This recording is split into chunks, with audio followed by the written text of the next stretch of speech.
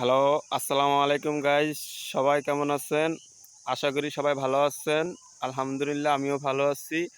আজকে এই ভিডিও করার উদ্দেশ্য হচ্ছে ভাই, এমন একটা মানুষকে আপনাদের সাথে পরিচয় করিয়ে দিব যে তিনি রোজা রমজানের দিন আজ থেকে ২ মাস হয়েছে তার কাম-কাজ নেই। সে মোটেই কাজ করে না। উনি আগে কাজ করতো কিন্তু বর্তমানে উনি অলস হয়ে গেছে। উনি কাজ করতে চায় না। তাই আজ থেকে আপনাদেরকে আমি দেখাবো যে অলস হলে মানুষ কি করে খায়। হ্যাঁ? আজ তাকে তার বাড়ি থেকে তার স্ত্রী, হ্যাঁ, নানান ধরনের কথাবার্তা বলছে যে উনি কাজ করে না কেন? কিন্তু আমি তো ১ম বিশ্বাস করি নাই, যে আমি তো মনে করছিলাম যে এমনিতেই বকাবকি করে। ওম্মা উনি দেখি অবশেষে ঘর থেকে রাগ করে বেরিয়ে এসেছে। তা আমি ওনার পিছে আসছি। আমি দেখি উনি কেন রাগ করছে। ওম্মা আইসা দেখি যা আমি বিশ্বাস করি না যে এটা হবে। দেখেন আপনারা, আমি আপনাদেরকে দেখাচ্ছি। দেখেন গাইস, এই যে আমি আপনাদেরকে দেখাচ্ছি, দেখেন।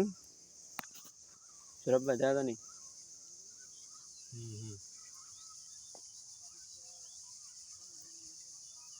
দেখছেন, এই যে অবস্থা উনি, আমি আইসা দেখি উনি শাক তুলছে। কি জন্য? ঘরে রান্না করার কিছু নাই, কোনো তরকারি নাই, তাই সে শাক তোলার জন্য এসেছে। এই শাক দিয়ে আজকে, হ্যাঁ, রাত্রে খাওয়া হবে। ইফতার তো খায়ই না।